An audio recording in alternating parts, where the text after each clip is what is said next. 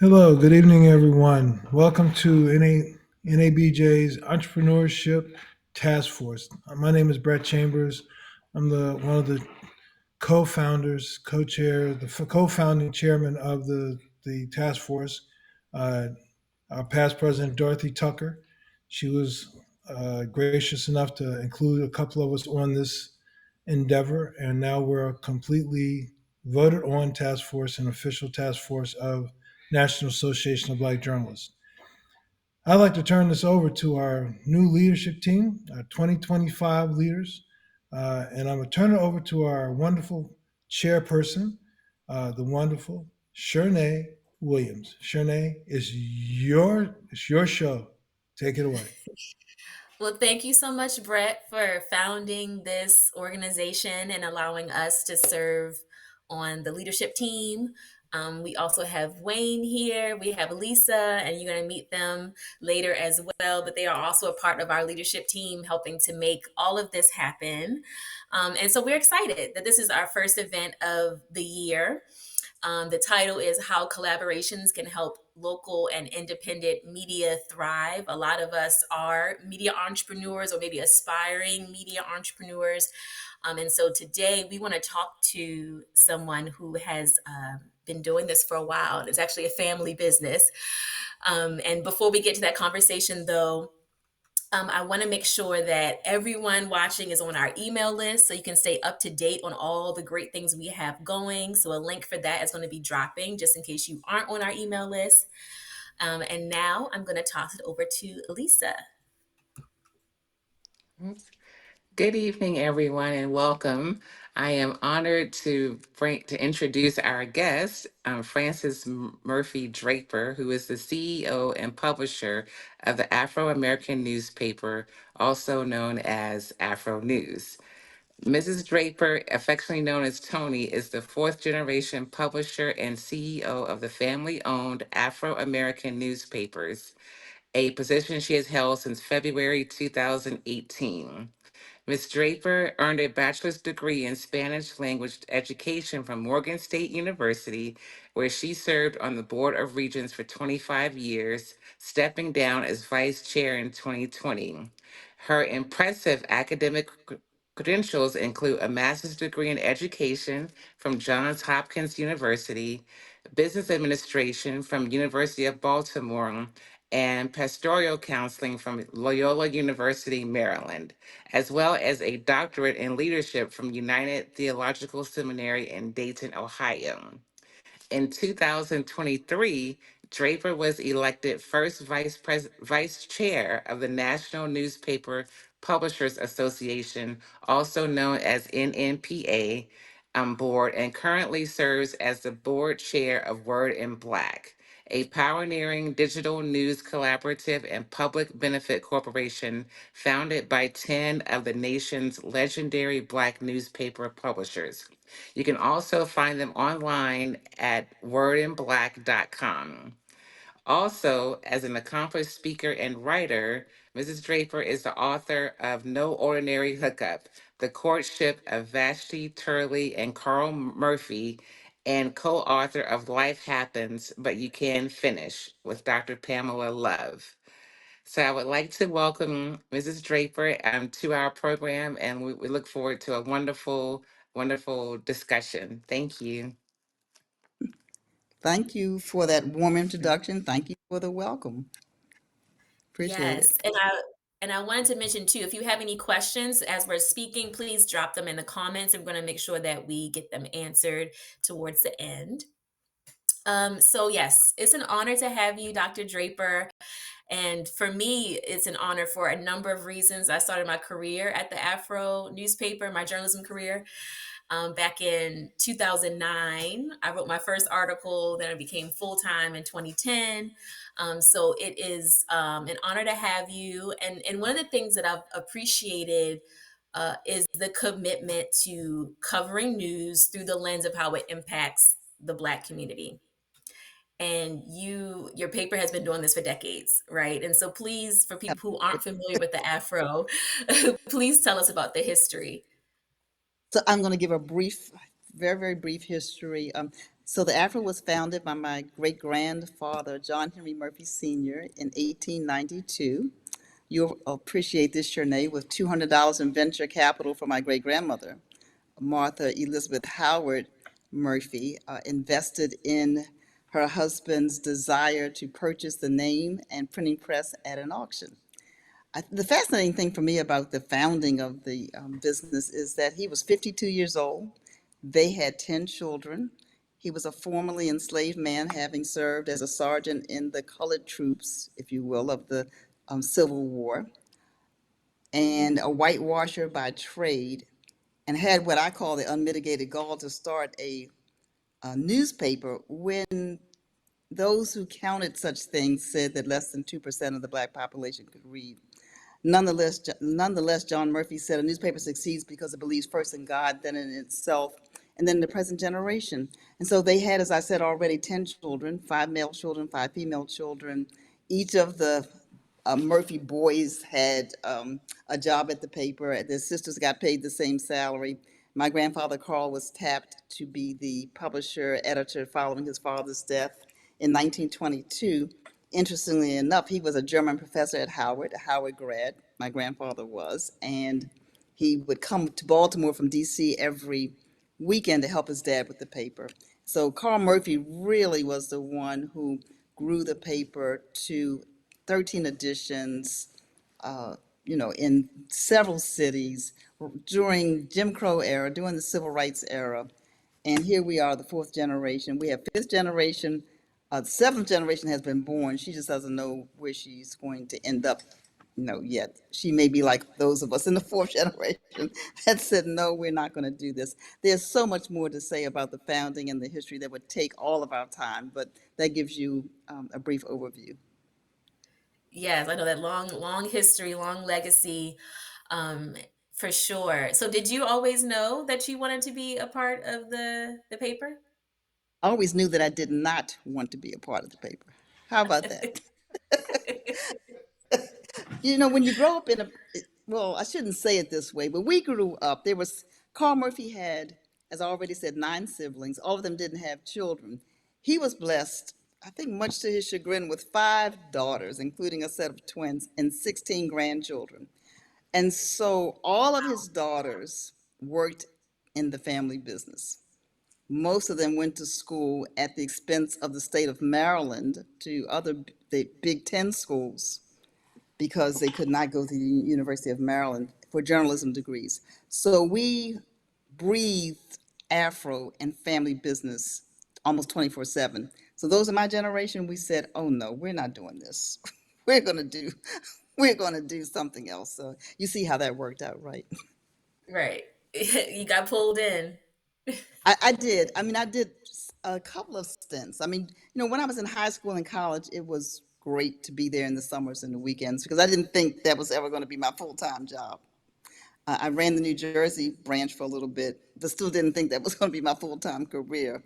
I came back in 1986 to help a cousin and ended up staying to 1999, and then I left and came back in 2018 for a year. So you see, you all heard the education, but you see, math was not one of my strong suits because that 1 year has turned into almost 7.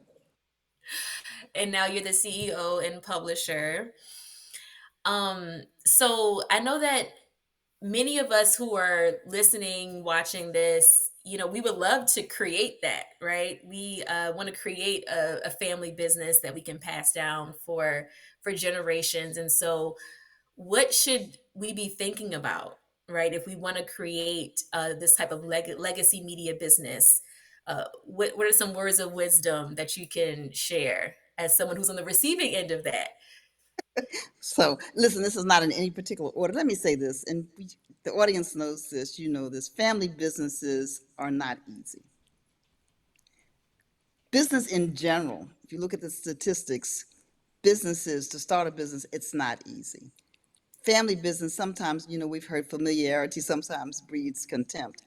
In our family and in many families, you have so many people who deservedly, could be in charge of a business, but everybody can't be in charge of the business. So we have a huge family. So one thing I think to recognize is that whoever works in a family business should be skilled and capable in the area that they're working. They can't just work in the family business just because their last names happen to be the same. They have to bring something to the table, right? They have to bring something. So my grandfather made sure that, as I said, all of his daughters were highly qualified to be in this field. That's the first thing. The second thing is you can't wear your heart on your sleeves. It is a business, and so sometimes it's hard to separate that. So in our family, I don't want to make it sound like, we were the ideal family. We had the same kind of struggles as many, many families did. But someone in the family had the foresight to say, we need to organize this business in such a way that if you are not happy with something that I do today, you don't pick up your ball and just go home, right? And so we had various configurations of how we operated. We are a for-profit, C Corp. So we're not a partnership or an LLC, a sole proprietorship. We are a for-profit C corporation with shareholders. It just so happens that 100% of the shareholders happen to be family. So, and there are a lot of us, as I've said probably 3 times. So we had to find structures like voting trust agreements and other ways to keep the business running, even if tempers flared and people didn't quite agree about how something should happen in the business. So you And brought that up the still goes on business. today. It Oh, still say it one goes more on time. today. It still happens today. We have to be very intentional about management. We have to be very intentional. We haven't talked about it. You might ask about it, about succession. We have to be very intentional about how our shareholders are treated, but shareholders are not, even though many of our shareholders today are also our board members, shareholders don't necessarily have an automatic seat on the board, and shareholders aren't automatically in charge of things in the business. But back in this, when the second and third generation, when they ran the business, almost the whole business was family. And so we are here today talking about partnerships, right? Because the Afro has the long legacy, but you also collaborate with other Black owned news outlets around the country. And so, can you talk about why that's important, those Well, first of all, partnerships? no business really stands on its own by itself. You have customers, you have suppliers, you have business partners. Sometimes you have those who are competitors, for example.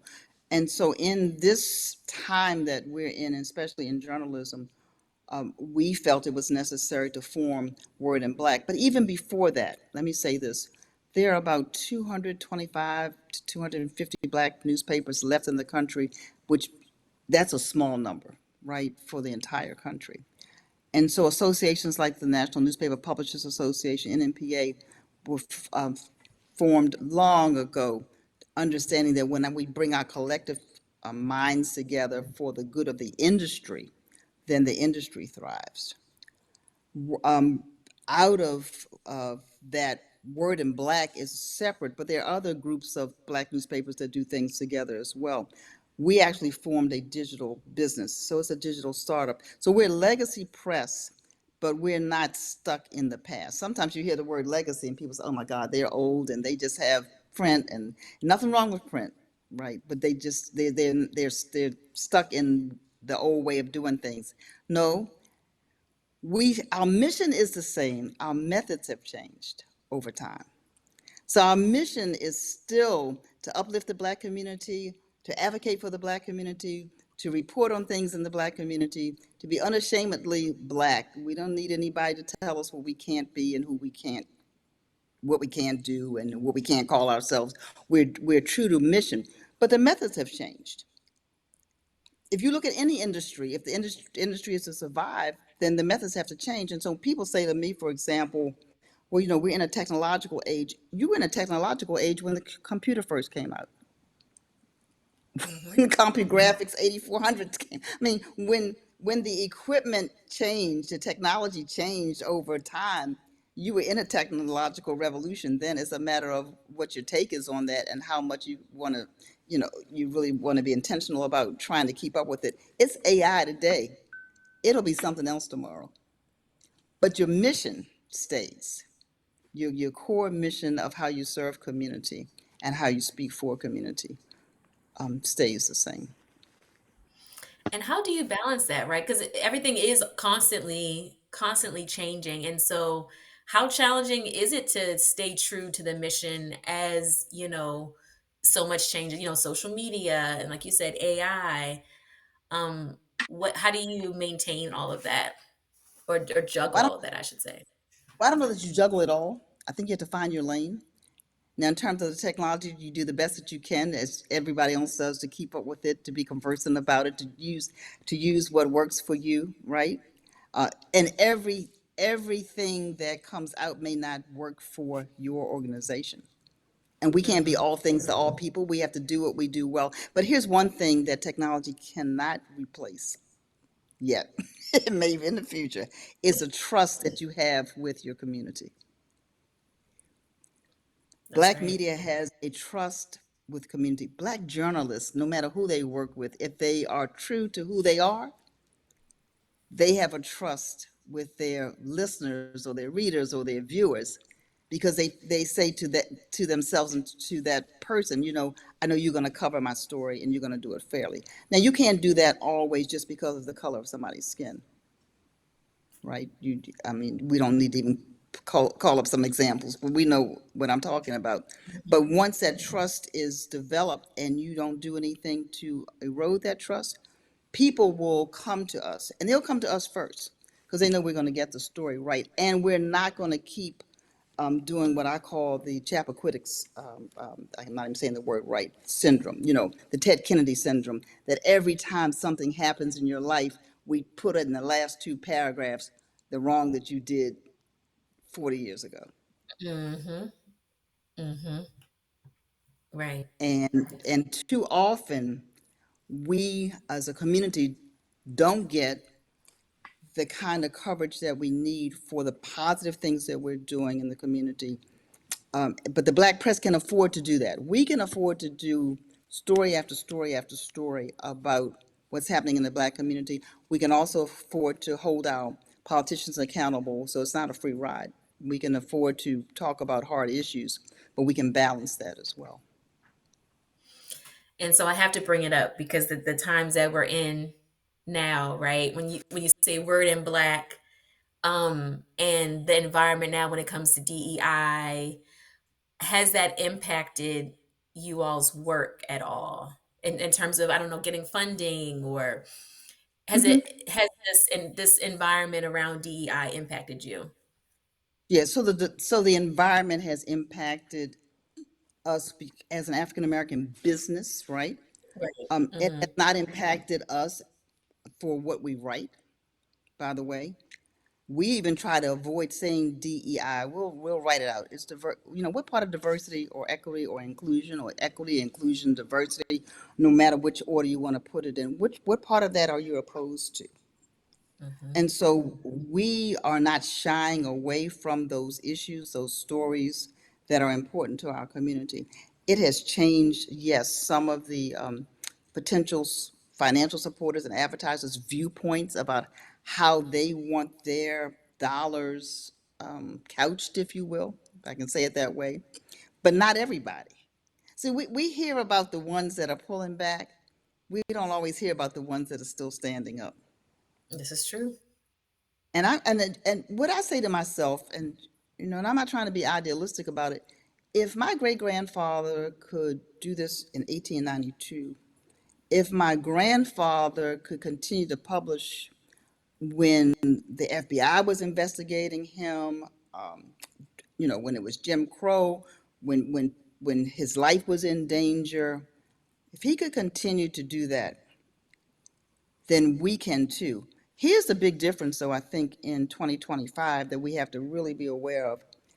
The guys back then and the ladies back then, they owned their presses.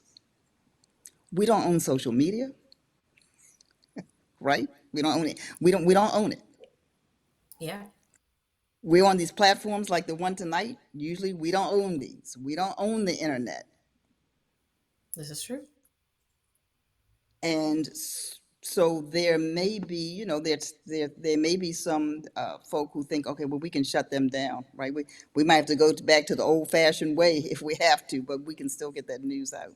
So I'm real determined because I come from a legacy of people that when folks said we couldn't, we found another way to say, oh, yes, we can. When they I said you love. can't come to the school, we said, okay, we'll build our own schools. Yes. So we're Yes. resilient, like, we are resilient like that. And so this is a phase that we are in. And those who have the courage to stand up, some of the companies that have the courage to stand up, because everybody's not folding their tent and going home.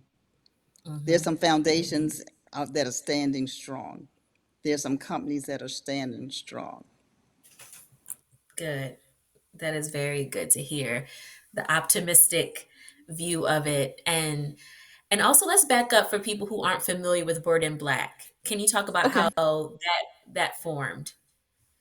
Okay. So Word in Black is a business. Let me say what it is today. It is a public benefit corporation.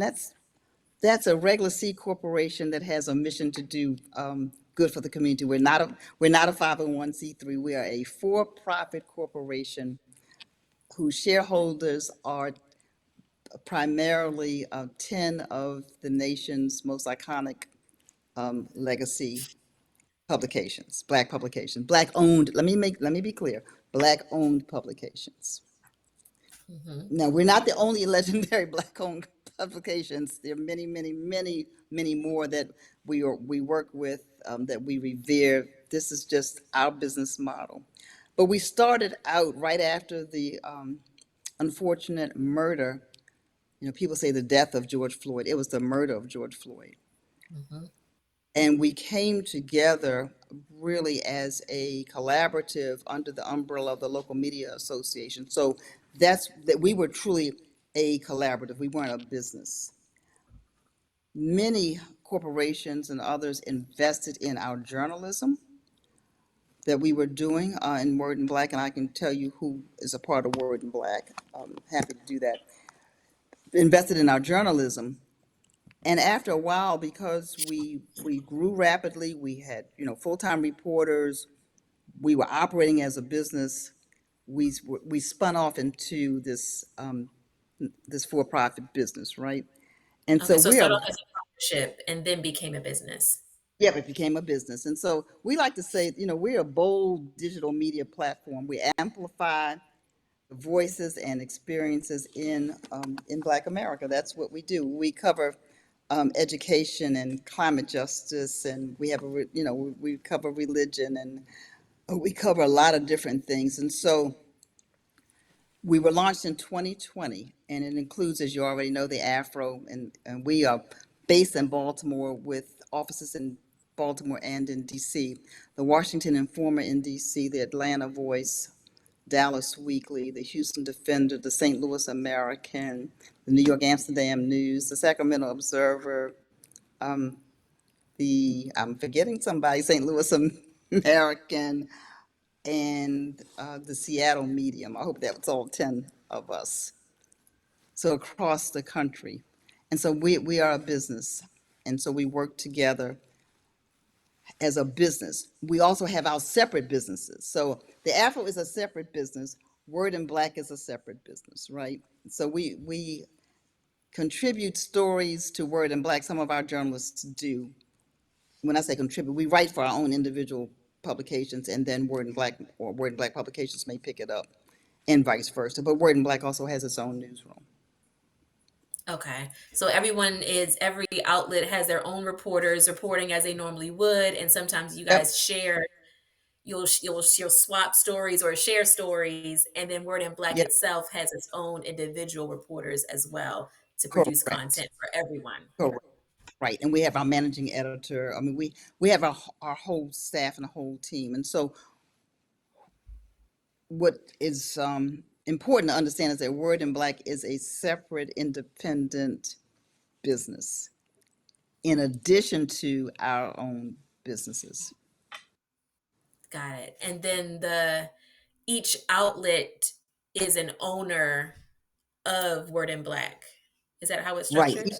right. No, each outlet is an owner of Word in Black. Local Media Association is also a part owner of Word in Black as well. So we have 11 shareholders Okay. in Word in Black. And and why was it important for you to be a part of it when you first heard, or how did you first hear about it? How did it start? You know what? I wish I could remember. One of the publishers called me to say that this was being formed, and did we want in? And I'm a collaborative person, right? I really am. I'm a collaborative person. I believe that you can do more in collaboration than you can do by yourself, really. And so that's just my nature anyway. And none of us has Mhm. cornered the media market, the Black media market, in a way that we can say, well, I don't need you, and you don't need me. We need each other. Right. And the beauty is And so, you each in your individual areas, your local, or regional communities as well. right, we were each in our areas. Now, as I already said, we all are members of NNPA, but that's our trade association, and we also share stories with members of NNPA. But we wanted to come together as Word in Black to just go a little bit deeper in our journalism together, and to be intentional and to create this. This is a digital startup, and so Word in Black doesn't print. Everything we do is digital, for Word in Black. And so we have done, all of this journalism together, and we announced back in December that we are going to also do some data driven insights together. So we have a whole data platform we'll be launching a little later this year. And So so how has it been collaboration, helpful? Oh, I'm it's sorry, I been cut help. you off. Can you say it again? No, no, I said collaboration is important. Word in Black has been helpful for us in a lot of different ways. Uh, First of all, the journalism that is being produced by the Word in Black editorial team is phenomenal. They're producing some stories and some in-depth and investigative pieces that we neither have the resources nor the staff the time to really develop, right? So for example, they did a whole they Word in Black did a whole Mhm. series on the adultification of Black girls, and they dug deep into that subject that we all know exists. I don't remember how many stories. Forgive me if Word in Black folk are watching, but we did several stories on that topic. And Mhm. from those stories, we did some webinars and other discussions around that topic. Very important topic for the Black community, one that we didn't have the resources to assign someone to dig deep into that. Or climate Mhm. justice, for example. We don't have a climate reporter. Yes, we run climate stories every now and then. We don't have anybody dedicated to climate. But Mhm. Word And in you have someone Black could. dedicated to religion as well?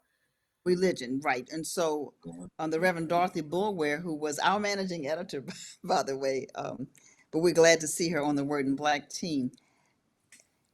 She is killing it, Shernay, on her beat, right?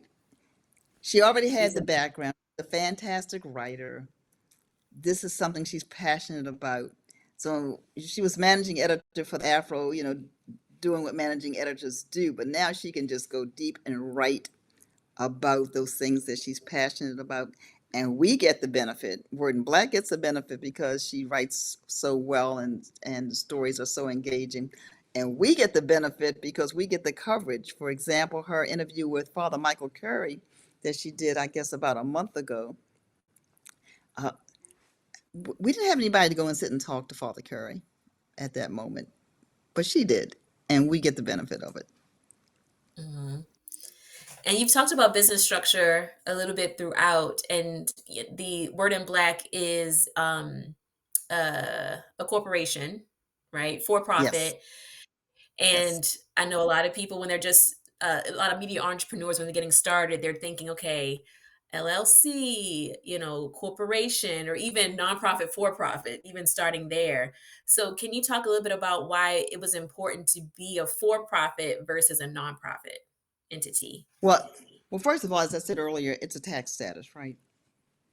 For profit, not for profit. It's a matter of whether or not your earnings are going to be taxed or not, or your contributions are going to be taxed, right, that people make to you. So we decided on a for-profit model. 9 of the 10 Word and Black publishers are for-profit, but we still wanted to have a public benefit, and the IRS has a provision that you could do that. So we are like a both and almost, but we're not. We're for-profit, but our journalism definitely is for the public's benefit.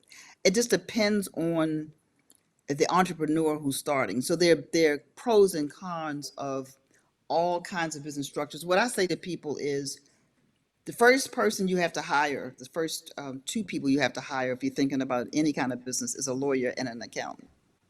Mm-hmm.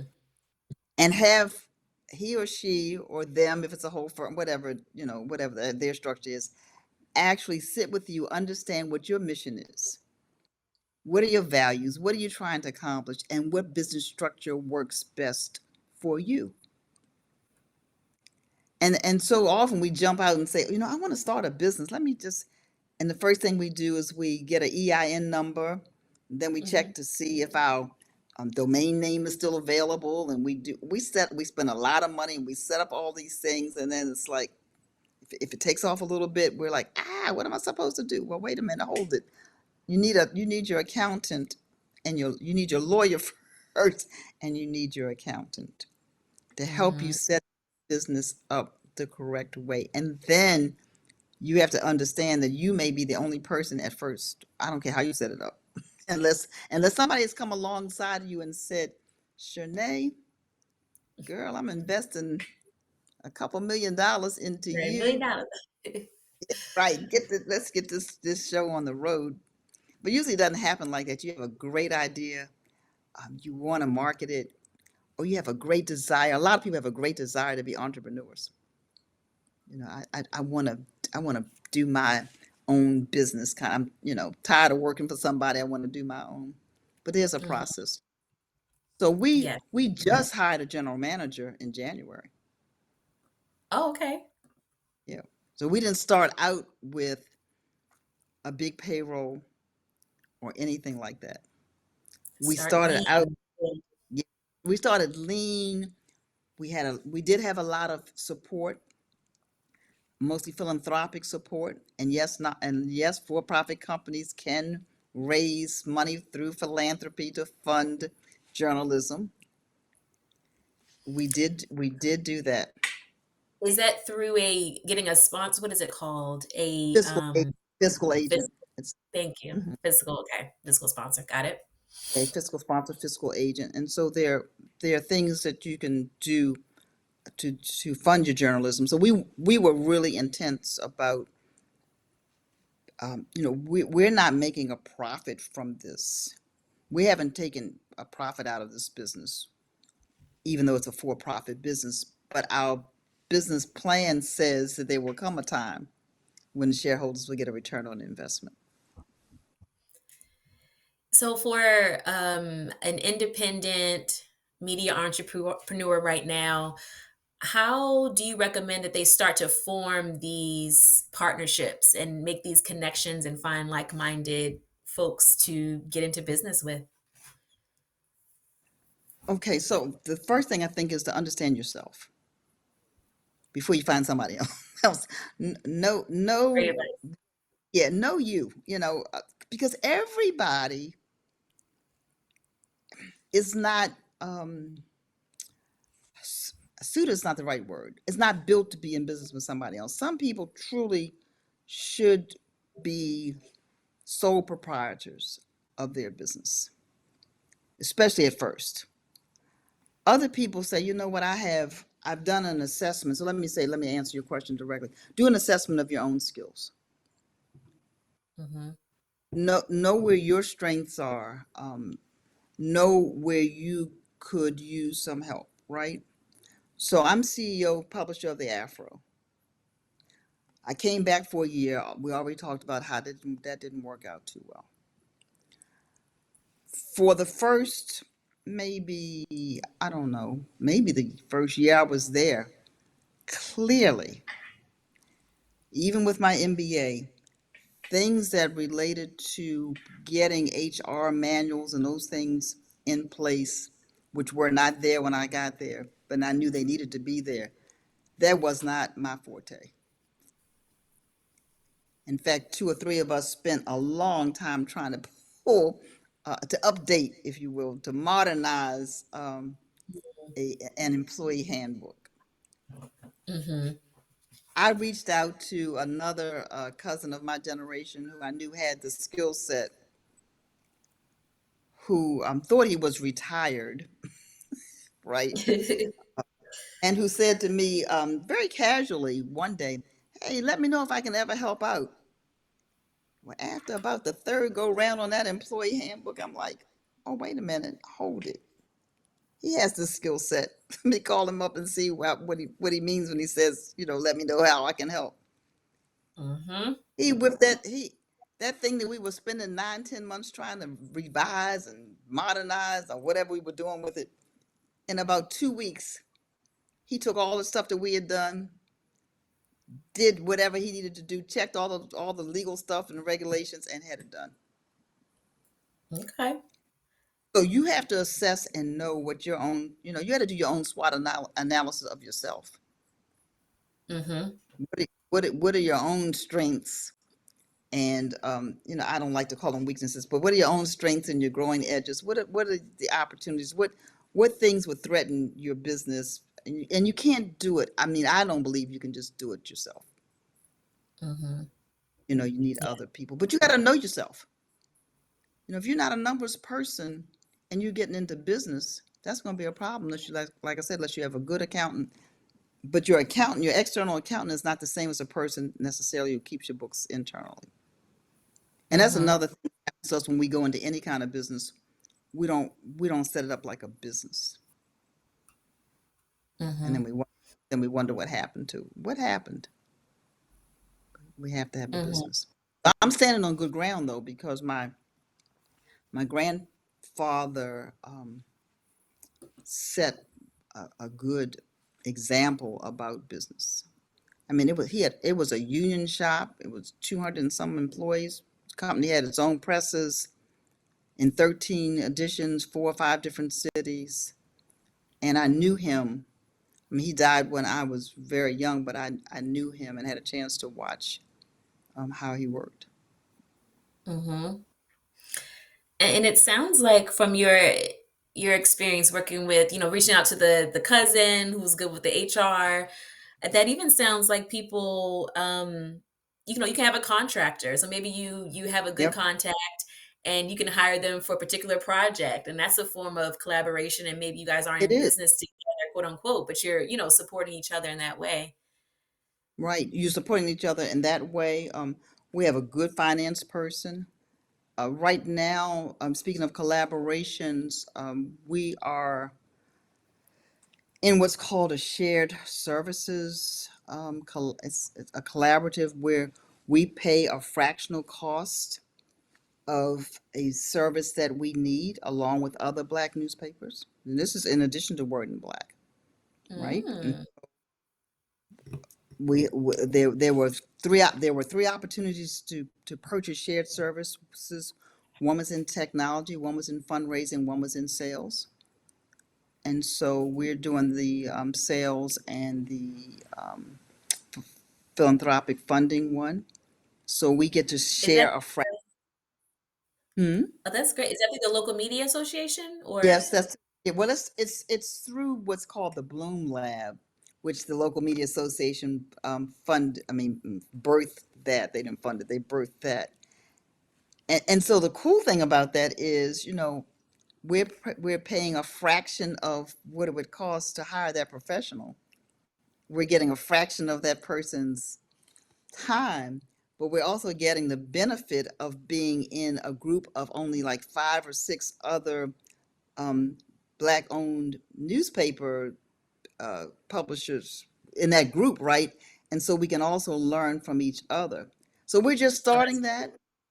Yeah, it just started like this month, so I can't tell you about the impact yet, but I love the concept, me right? too. Yeah, I love because when you're in a business, a small business, And most businesses in the United States are small. They're small businesses. They're under 500 employees. They're under whatever the SBA's guideline is. They're under that. But when you can share a marketing person with four other people, and you're paying just a fifth of that person's cost, it helps. Oh, yes, that makes a huge difference. It does. It really does. And I wanted to also, before we wrap up, talk about other ways to bring in income, right? So, of course, you have maybe sponsors, but I have gone to restaurants and I've seen Afro TVs in Right. there. And so Digital you're billboard. displaying things. And so, can you talk about how you're being creative about that as well, of generating revenue I'm glad. for? Yeah, I'm glad you asked that because multiple streams of income in any business is what you have to do, right? You just really, you have to take what your core business is and say, okay, what else can I do for my core business? So what was our core business? Our core business was getting the news information about and for Black people out into that marketplace, right? So the digital billboard network, which you're talking about, we have 30 digital billboards, mostly right now in the Baltimore area, where we are displaying in a constant stream our news, our content. So it's in restaurants and barbershops and gyms, places where people spend a considerable amount of time. And so just imagine, like it is when you go into a bar, for example, and they just have the game on behind, on the video wall. Well, this is what this is like. It's having our news on a video wall. And then our at the bottom third is our logo and how to contact us, but also advertisers can advertise on our screens. The cool thing about it, speaking of technology, it's not just the digital billboards. I'm glad you've seen them, Shernay. It's also Yes, the I've seen them. it's also the geofencing. And so if I come to your business and say, hey, Shernay, I see you have this beautiful spa. I'd like to put this billboard in your waiting room, this screen rather, in your waiting room, right? And by the way, if the person has a cell phone on them, I can tell you where they came from and where they went after they left your store. I can give you some data back about that customer. So that is a creative way of is getting our news is just continually looping, and we control it. We're feeding the news to that network, right? And so it's continuously changing. And if there's a competitor, so if you're a spa owner and a spa owner down the street is also on the network, her customers won't see your ad and your customers won't see her ad, right? We make sure Mm, that that's one creative way. The other creative way is not new. We do a lot of events.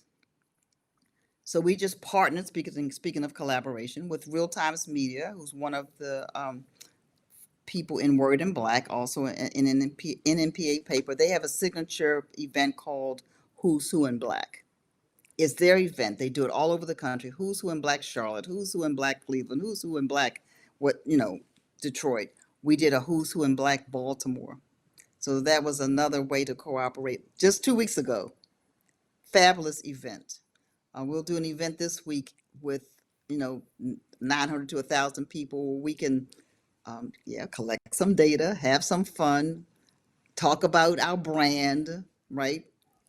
Find out, mhm. people will come up to me and it's this week. They'll come up and say, "Hey, I have a story. Are you all interested?" So we'll meet some potential readers and advertisers You have a good contact.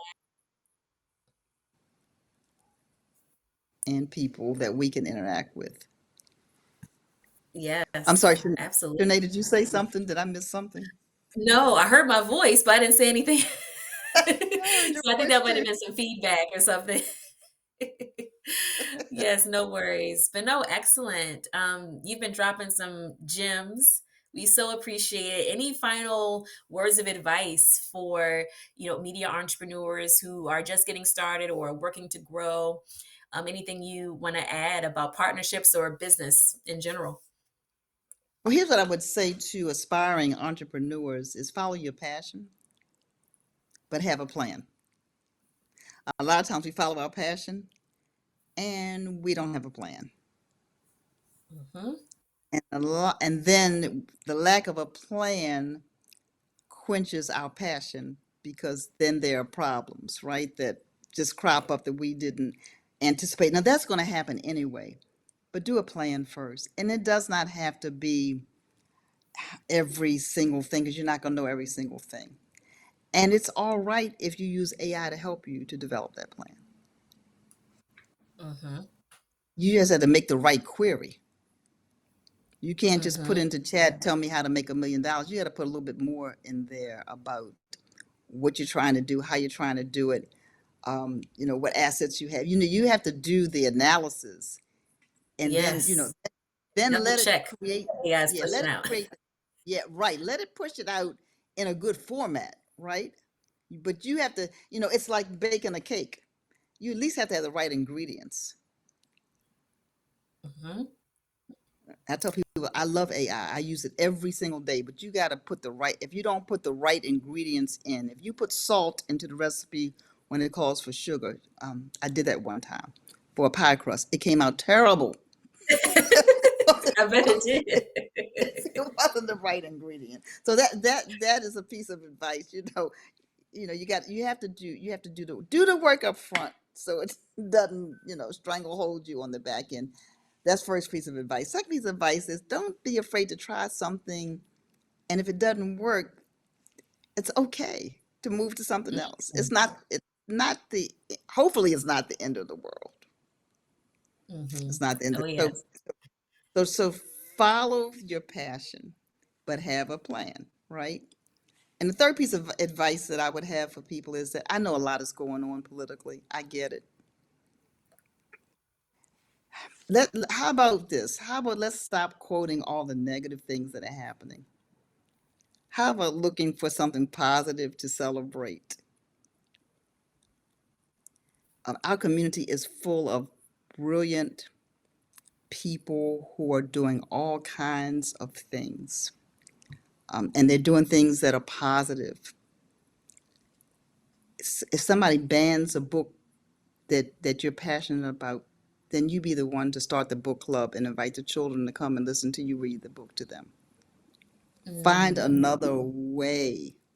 Don't be so quick to just abandon everything and hang on to every word that someone else is reporting. Follow the Black journalists, listen to what we're saying, and feed us your stories as well, so that we can continue to do the work that we're doing. And I want to salute NABJ, and I want to salute the journalists who are in majority owned corporations, because it's not easy. Ooh, In a yeah. lot, I've talked to a lot of people, and it really isn't easy. It's not even easy sometimes to even pitch a story that's just a good story. Mm-hmm. And so let's support one another, and as fast as we can, spread something negative, let's find something positive and uplifting to spread about our community, because there's more good in us than the negative. The negative sells sometimes, Mm-hmm. but the negative Sometimes, is sometimes. yes, but we still need the good. Still need the We need to, good. but and it can't be all good. We can't be Pollyannish about it, right? We can't just like have on rose-colored glasses and say, I don't want anybody leave and say, oh, Draper said we just have to be positive. I'm not saying that. I'm just saying, don't let it bog you down. You got to get up for another day, and you got to Mm-hmm. keep fighting and keep saying what needs to be said and keep writing what needs to be written. Beautiful. Thank you so much. And so where can people learn more about you and the Afro? Well, go to afro.com, follow us on social media at Afro News. And the only reason that on Facebook, where we have nearly 750,000 followers, it says Afro-American Newspaper, because we were like the first persons on there you know, before social media. We had a .com 32 years ago, so we've had it Mm-hmm. for a long time. Subscribe, go to afro.com. Yeah, you can get some free newsletters. I'm glad to send them to you, but for less than the cost of 2 Uber Eats, you can also subscribe. And if you All want to right. know a little bit about Carl Murphy, who I talked about a lot tonight, um, not only was he a hard-hitting publisher, he also wrote prayers in the midst of his editorials. And I published a third book called Prayer and Pen. And I was curious about what was going on in the culture at the time. And so I researched the Afro's 132-year archives. And when Carl Murphy wrote a prayer that said, "Dear God, please tell Mr. Eisenhower that we're not his people, we belong to you," I wanted to know, what did Eisenhower have to say? What was it that made him pray like that? So that's Wow, that all. must have been very exciting to do that project. Well, it was. It took a year. Our Daily Bread published it. It's called Prayer and Pen. Prayer and Pen. It's doing very, very well. He wrote prayers on the back of envelopes. He wrote prayers on napkins. He wrote prayers about the March on Washington before before the march. He wrote prayers after the march. He wrote prayers about W.E.B. Du Bois, who was his neighbor, and they didn't get along. He wrote prayers about everything almost. So we found them Hmm. and compiled, put them in the book. And it just came out in January. So thank you for allowing me to say that. Yes, congratulations for that. Yes. And so thank you so much, Dr. Draper. I'm going to toss it to Wayne now to see if we have any questions, and also ask the leadership team if they have any questions for Dr. Draper too. All right, all right, all right.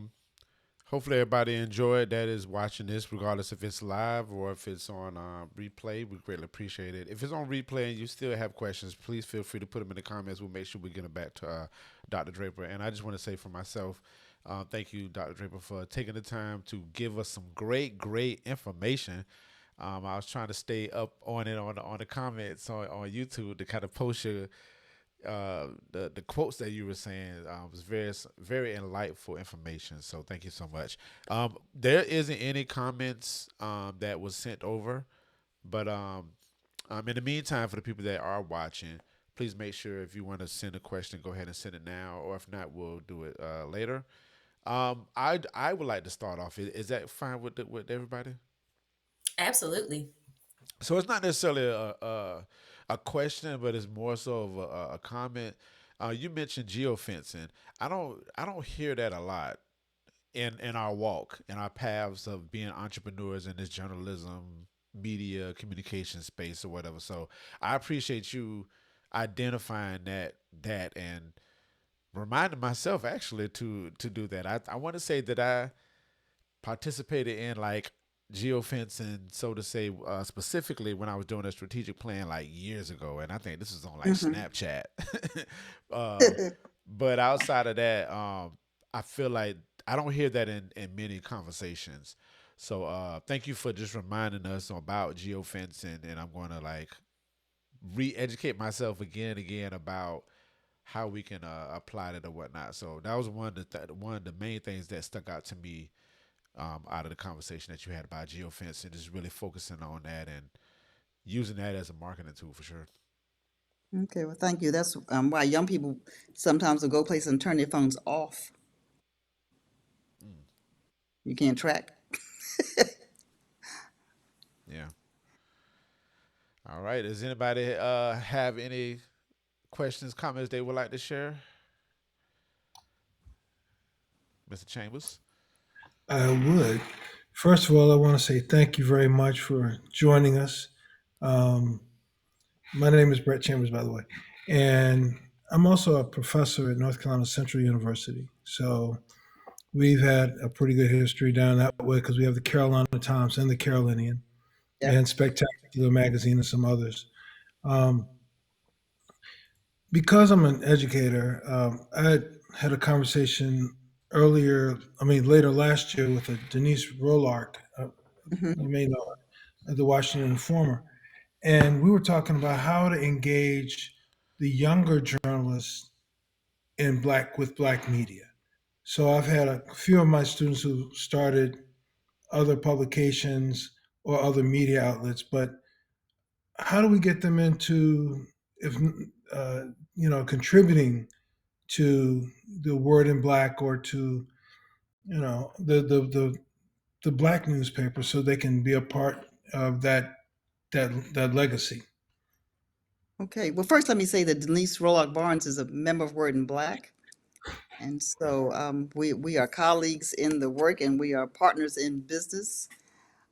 Secondly, I am finding, and Professor, I'd be interested in your take on this. I'm finding that young people are fascinated by Black history.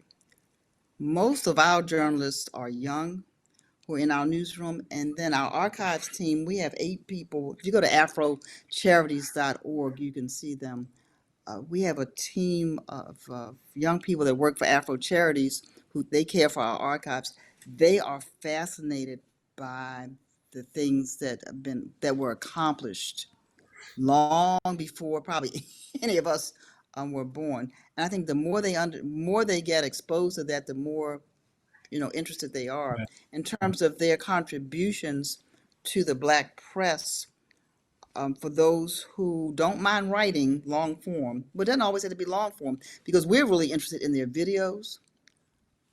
We're interested in their TikToks. We're interested in all the new forms and TikTok's not that new anymore, but they're forms of media.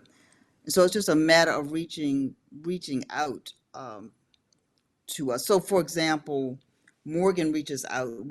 Last year we had 10 interns. They all weren't from Morgan. They were Mm. from around. So we're intentional about reaching out to our HBCUs and others to say, hey, when we have internship spots, and so here's the key to that. You know this probably better than I do. Finding somebody to fund it. Young people not going to come. They don't want to come and work for free, and I don't blame them. I don't want them to work for free. So to find that marriage between somebody who's willing to fund a paid internship for a young person who is interested in journalism, and to have them have that experience, I think is invaluable. But even if they don't get the internship experience, I don't know what class you teach, but even if the professors would expose them to the Black press or invite us to come and talk to them and You encourage them. consider yourself invited. I'll go ahead and interrupt you right now. All right. Consider yourself, Okay, good. yeah, because Because first of all, they could blog for us. I Yeah. teach Okay, introduction go to ahead. mass communication, Oh, and I'm the great. internship coordinator for the mass communication department at North Carolina Central. Oh, we definitely So should talk. We consider definitely should yourself talk. invited, and we'll be Okay. talking about how to get our That, students plugged into you. well, that would be great. I mean, I love talking to young people. We brought them in. Those 10 interns that came last year had a wonderful orientation for one day or 2 days, and the next day they were writing stories. Cool. And again, with AI, there's no excuse that you can't put your story. Don't use AI to write your story. But once you've written your story, if you want it in AP style or whatever, you need it. There are tools out there you can use. There's no excuse for writing a story that we have to go back and correct and correct and correct and edit and edit and edit. So I know the temptation is to let AI write it, but don't do that. And I'm sure you all teach all kinds of ways that they don't do that. Right. Okay. Thank you. Thank you very Thanks much. thanks for the question. I'm excited about young people come into our archives and they'll just stay like all day long because they're like, oh, did this really happen? Wait a minute, that's not what we were taught. Or we never heard about that in school. And they're Hmm. just fascinated. So all have an open invitation. Just let me know before you're going to come. We arrange a tour for you to come to the Afro Archives. Just Oh, plan to stay I'll for a be up little while. there in May, so I'll have to look you up. Okay, send me an email, or Okay. Shanae has my. Yes, I will definitely share it. Lisa, do you have a question? Yes, I do. Thank you, Dr. Draper, for speaking with us in your time today. Yes, I would like to look toward the future. So where do you see the Afro and Word in Black in 2035? In 2035, I wish I could tell you what I'm gonna eat for dinner tonight when we get finished this broadcast. But 2035. First of all, I want to say that I see Word in Black and Afro both as growing, growing even greater than what we are now. The way we do our business, I'm pretty sure will change even more dramatically than it is now. But the need to get the information out will not change. Information is really power. And when a government or others want to control the flow of information, it's because they understand the power of information. And we have to understand the power of information as well. And so what I see is that there would be an expanded thirst for information. The way it comes, technology will change, right? And it'll change. It's already changed exponentially in the last, I don't know, how long's chat been out? 2 years, the last 2 years. So I see Word in Black growing to, y'all can write this down. We'll see what happens to a $50 million company. I see Word in Black going to a $50 million company. I see all, because I believe that all boats rise, right? So I see the Word in Black individual properties rising, but I see the Black press in general rising. And I'm very optimistic even before then, as the Black press celebrates 200 years in 2027. There will be a lot of attention on the Black press. And, what did John Russwurm and Samuel Cornish said when they published the first Black newspaper, Freedom's Journal? We wish to plead our own cause. Too long have others spoken for us. And we're still saying that now. In 1909, Booker T. Washington wrote my great-grandfather a letter and said, "We're the only race on earth that does not study our own history." So I see the Black press being the impetus, being the fuel to make sure that we never forget our history, first of all, that we don't dwell on it, though. We can't stay in the past, that we celebrate our present and we celebrate our future, and we're very much a part of the future. And, so technology is going to change. I don't know where technology is going to take us. It's going to continue to change. My mother, when they were in school, they used slide rulers. People don't know what a slide ruler is. I was about to ask you. I don't know. I said my mother, I don't know. I don't know. We had phones in a box. Y'all remember? Y'all remember when the phones were in your car in a box like this, and you carried it around? now you can slip it in the back of your socks or something. Oh man, thank you again, Dr. Draper. This was You're welcome. amazing speaking with you for sure. Yes, cheers, cheers, cheers. Thank you. Oh, and I forgot to tell you. I forgot to tell you. Is it Lisa or Elisa? In 2035, I'll be good and Lisa. retired. Lisa, I'll be good and retired for real. I don't care what they say. I No, but understand. we're, Yes, I We'll understand. but we're see. working. I didn't give this piece of advice, Shanae, but when you start a business, start with the end in mind. Start thinking about retirement the day that you start your business. What's going to happen to you? What's going to happen to your business, rather, if something happens to you? Mm-hmm.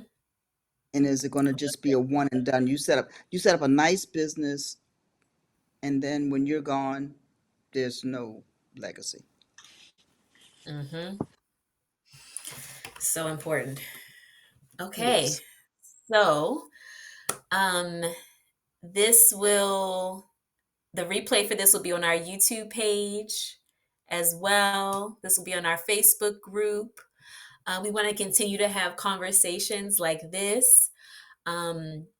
So make sure that you also are on our email list so you're aware when we have these. We've dropped the link in there for you to sign up if you haven't already. We have our next event planned for June 11th. And that one is going to be, we're going to be getting into conference season. So we're going to be talking about how to make the most of conferences as a media entrepreneur and freelancer. And we already have 2 guests lined up for that. We have Bené Wilson, who is the aviation queen, longtime NABJ member. We have Melinda Emerson, who was a TV reporter back in the day, or TV producer back in the day. And now she's a small biz lady. She's a marketing and business expert. So they're going to be talking to us about making the most of conferences. And then we have the NABJ convention, which is going to be in August. And we as a task force have pitched 2 different sessions for that. One on contracts, trademarks, and patents, because that was a very hot topic. What was that, in Las Vegas, Brett? Lots of people had questions about contracts. And so we want to bring that back and just focus only on contracts. We'll have some lawyers there to talk about it, answer any of your questions. Then we're doing a Media Entrepreneurship 101 conversation. We're going to be talking about, what you need to be thinking about when you're starting a communications business, a news venture. So Brett will be on that one. We'll have Rashonda Hall, who's an NABJ board member and the founder of a social media agency, talking about the communication side. And then we'll have Georgia Fort, who's a very dynamic former TV reporter who's now a YouTube journalist. She started her own independent news site as well, and she has a nonprofit. And so we're still waiting to hear back to confirm that we'll actually be offering those sessions. I will say that. But either way, we're going to do them virtually. So whether we do them at the convention or not, we're going to make sure that we offer that for you all. And so continue to let us know what you want to see, what type of programming is going to be helpful for you as you grow your business. We want to know that. We want to keep that in mind. What else? In November, I think, Lisa, we're going to do a session on starting an online news site, right? So send us your advice. Let us know what you want. And please post in the Facebook group, because we want this to be a way to hold yourself accountable, right? So let us know what you're working on, what you need support with. We're going to be in there to support each other. That's what it's all about. So yes, those are my final words. Anything else anybody on the team want to share? We good? All right. Well, you know where to find us. Make sure that you support the Afro, you support Word in Black, and Dr. Draper. And it was a pleasure. And we will see you all very soon.